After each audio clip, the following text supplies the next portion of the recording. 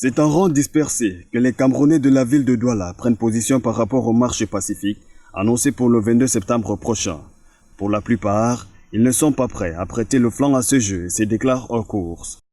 Je crois que c'est une marche de crocs au moment où le pays essaie de se redresser, où on voit tout ce qui se construit un peu partout, les efforts qui sont déployés par-ci, par-là.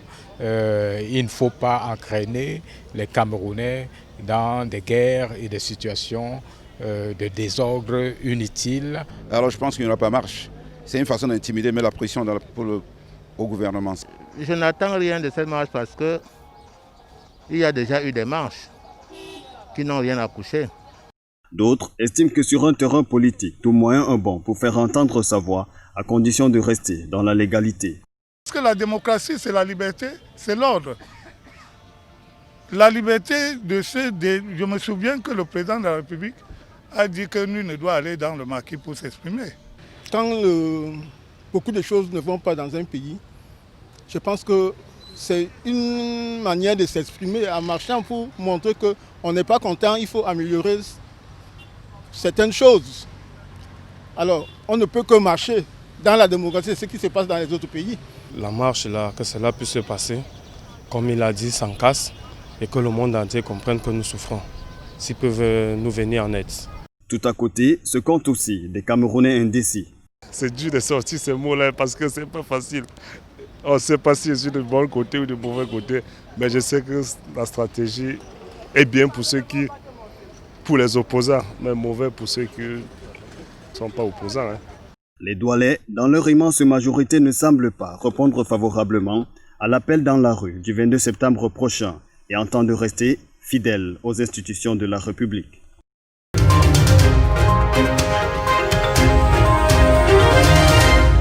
On va la transmettre au gouvernement de la République à travers l'ONU et au système des Nations Unies. En cette journée de commémoration de la paix, la jeunesse camerounaise dit non à la diversion, cette opération de l'ennemi qui nuit gravement à l'intégrité du pays et aux valeurs du vivre ensemble.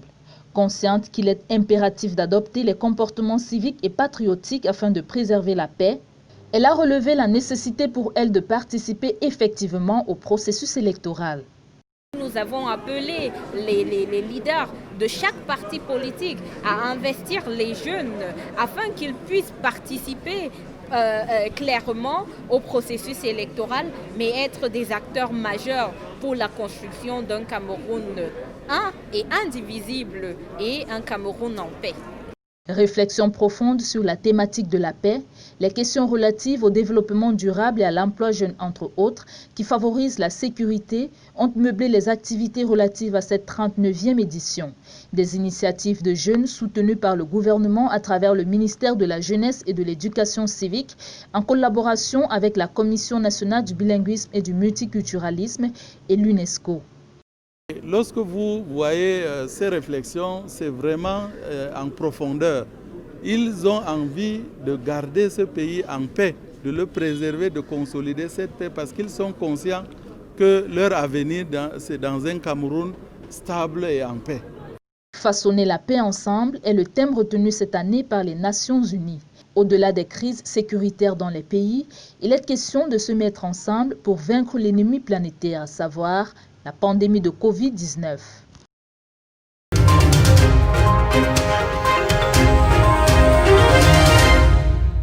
Façonner ensemble pour la paix. C'est sous ce thème que la Journée internationale de la paix a été célébrée à Bertoua le 21 septembre 2020. Les activités relatives organisées par la délégation régionale de la jeunesse et de l'éducation civique de l'Est ont rassemblé les responsables, les leaders d'associations communautaires de Bertoua et les représentants des communautés étrangères à l'instar de la République centrafricaine pour la célébration de cette journée de la paix. L'objectif vraiment c'est de promouvoir les valeurs de paix, de citoyenneté et du vivre ensemble harmonieux des jeunes de la région de l'Est. C'était aussi l'occasion pour les jeunes de mener les activités socio-éducatives et culturelles pour promouvoir l'amitié, l'égalité et la paix.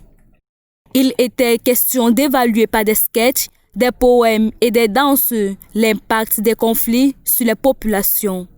Les représentations animées par les jeunesses camerounaises et centrafricaines. Je suis très content d'être parmi mes frères, présenter des skates, faire ceci et autre. Vraiment, je suis vraiment très content. Je ne peux pas vous exprimer vraiment la joie de mon cœur. Mais je suis vraiment, vous me voyez là, je suis ému. Je ne sais pas comment est-ce que je pouvais vous exprimer ma joie. Mais vraiment, c'est une bonne chose puisque là-bas chez nous, vous savez, il y a tellement de la guerre chez nous, mais vraiment la paix, vraiment très très bien. J'ai besoin de la paix chez nous, donc nous sommes venus danser pour la joie, pour la paix au Cameroun, entre nous les républiques centrafricaines.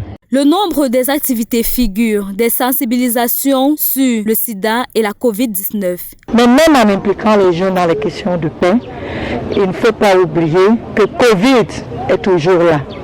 Il ne faut pas oublier que le fait que les jeunes ne soient pas partis à l'école pendant une longue période, la prévalence, la séroprévalence est à un taux plus élevé que d'habitude et même les grossesses précoces et indésirées sont aussi en hausse. Rendu à sa deuxième édition sur le plan national et pour une première à Bertois, la paix est prônée dans un contexte riche de 300 particularismes identitaires.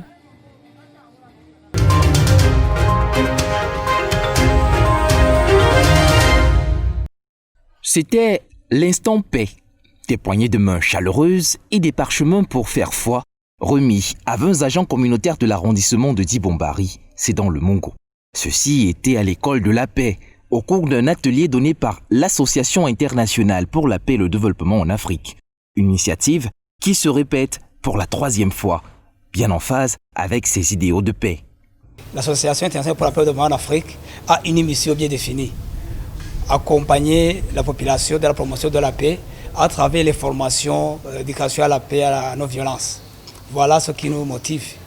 Outillés, ils l'ont donc été, apprenant au travers de travaux interactifs des valeurs de préservation de la précieuse ressource. Le module que moi je vais couvrir, ça porte sur la transformation des conflits.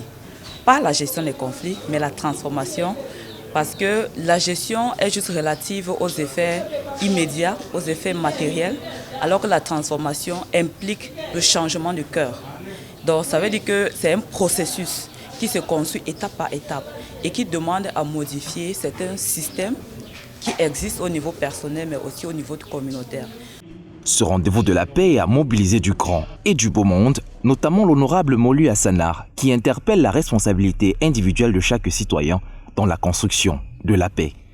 Moi, je pense que chacun parmi nous devrait vraiment se regarder dans le miroir et se demander s'il œuvre vraiment pour la paix. Ou bien, qu'est-ce qu'il fait exactement pour que cette paix-là règne au Cameroun? Je pense que nous tous, nous sommes responsables de nos actes. Et nos actes aussi ont beaucoup d'impact sur les gens autour de nous. Et il faudrait qu'on soit un tout petit peu plus conscient et beaucoup plus patriote. Et la paix passe mieux avec du thé de qualité unique servi à l'occasion par la Cameroon Tea Estate. Et pour être totalement synchrone avec le thème de la journée internationale de la paix, on s'est mis au vert pour s'aimer des arbres de paix.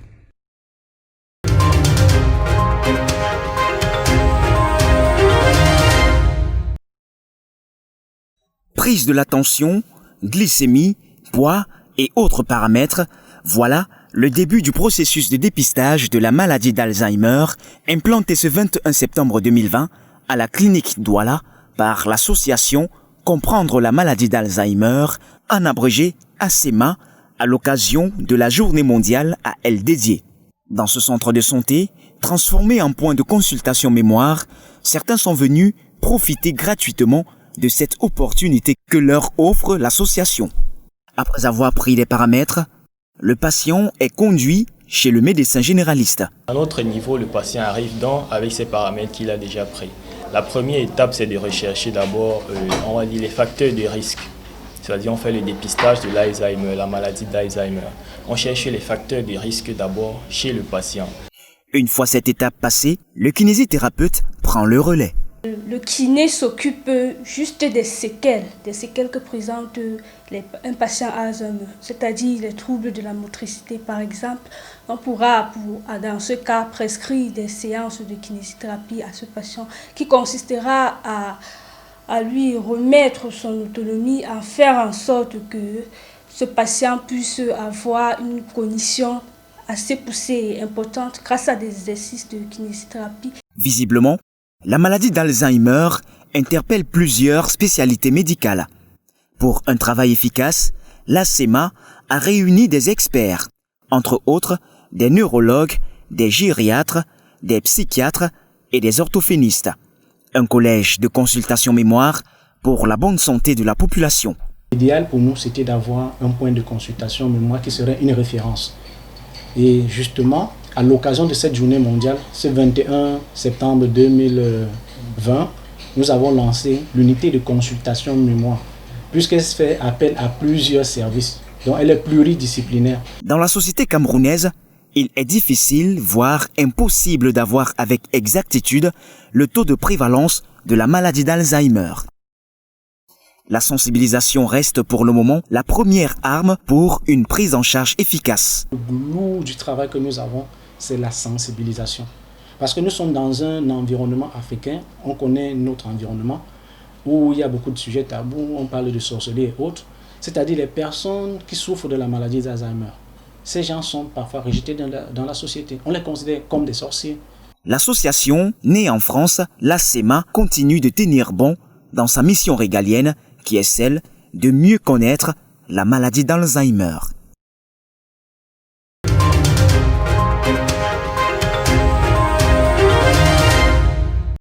Or blanc, une appellation affectueuse attribuée à l'Ignam par les populations d'Embé. Dans cet arrondissement situé à 70 km d'Ngaoundéré, ce tubercule est une source de richesse. Selon les habitants, il produit plus d'argent que le maïs, le manioc et les autres variétés qui meublent les champs ici. Sa culture qui se transmet de génération en génération dans tous les villages de cette partie du département de la Vina, région de la Damawa, a réussi à autonomiser de nombreuses femmes et refouler la pauvreté au sein des familles. À partir de ce marché central d'Embé, les ignames entassés ou emballés dans des sacs prennent la direction des grandes métropoles du Cameroun et même des pays voisins à bord des véhicules de différents gabarits. Celles qui sont vendues sur place, en gros ou en détail, leur prix varie. Le troisième choix, on détaille ici à 1000 francs. Le deuxième choix qui se détaille à 2000. Le premier choix se détaille à 4000, 3000. Le mauvais état des routes reliant les bassins de production au centre-ville rend difficile le transport des récoltes. Tu achètes l'IAM en brousse. Pour arriver au marché, il faut d'abord que les petits porteurs, c'est-à-dire les gars qui portent avec la tête, doivent transporter du champ vers la grande voie.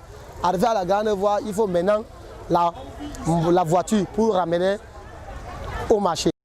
Transformée en arrondissement depuis 1981, cette unité administrative brille lorsque la nuit tombe grâce à un groupe électrogène, alors que la ligne transportant l'énergie produite par le barrage hydroélectrique des lacs d'eau est passée par là.